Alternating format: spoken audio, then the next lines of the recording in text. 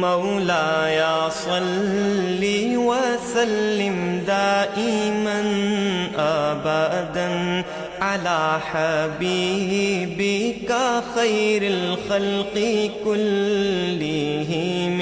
سامعین کرام، آج کا موضوع شرک کیا ہے۔ شرک کے یعنی اصل مفہوم یہ ہے جو کتابوں میں بھی لکھا ہوا ہے کہ اللہ تعالیٰ کی ذات اور صفات میں کسی کو اس کا شریک بنا لینا یا سمجھنا، یعنی قولی یا عملی طور پہ اگر آپ نے اللہ کی ذات یا صفات میں کسی کو اس کا شریک سمجھا یا بنایا تو آپ مشرک ہیں۔ دیکھیں، اللہ تعالیٰ نے انسان کی کامیابی توحید میں رکھ دی ہے۔ توحید کیا ہے؟ کہ آپ اللہ کی بندگی اختیار کر لیں اور اللہ کے حکم کے مطابق زندگی گزاریں، یہ توحید ہے۔ اگر آپ نے زندگی اللہ کے حکم کے علاوہ گزاری، یا اگر اللہ آپ کی یعنی اللہ پر آپ کا ایمان نہیں ہے، ایمان کا میں نے آپ کو مطلب بتا دیا تھا کہ اللہ پہ ایمان کا مطلب یہ ہے کہ آپ اللہ کو اپنا الہ واحد، مقصود واحد، محبوب واحد، مطلوب واحد تسلیم کر لیں، یہ ایمان باللہ ہے۔ اگر کوئی اور ہستی یا کوئی اور شے آپ کی دنیا میں مقصد بن گئی، منزل بن گئی، وہی آپ کا پھر معبود ہوگا۔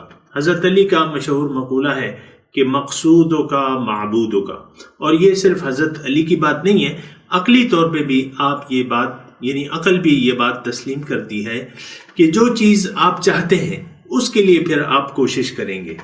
دنیا میں رہتے ہوئے اگر آپ دنیا کو مقصود بنا لیں تو پھر دنیا ہی کے لیے آپ کی ساری کوششیں ہوں گی، لیکن اگر دنیا میں یعنی رہنے کے لیے آپ اپنی منزل کا تعین یہ کریں کہ میں نے اللہ کو راضی کرنا ہے، اللہ کو پانا ہے، اللہ کا تقرب حاصل کرنا ہے، تو پھر آپ کو اللہ کی بات سننی ہوگی، اللہ کی بات ماننی ہوگی، زندگی اللہ کے حکم کے مطابق گزارنی ہوگی، خواہشات نفس کو ترک کرنا ہوگا، کیونکہ نفس جو ہے وہ برائی کی طرف آمادہ کرتا ہے، وہ اللہ سے آپ کو دور لے جاتا ہے، وہ آپ کو شرک کی طرف دعوت دیتا ہے اور کہتا ہے کہ میری بات مانو۔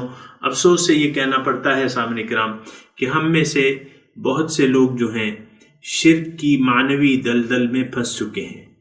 ہماری منزل دنیا ہے، ہماری منزل اللہ نہیں ہے۔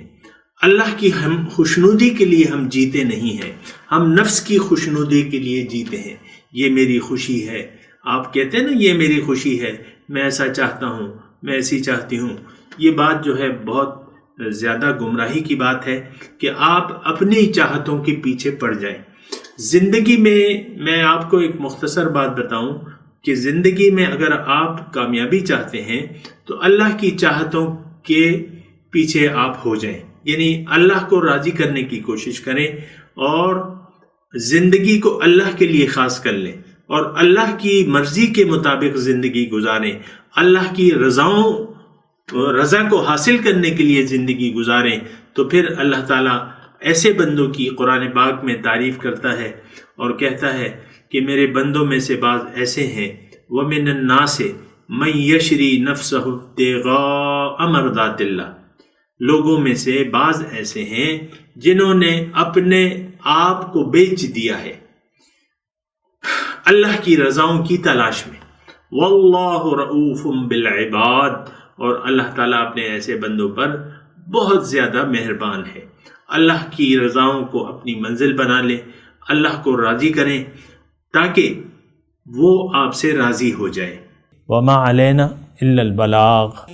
مولاي صل وسلم دائما ابدا على حبيبك خير الخلق كلهم۔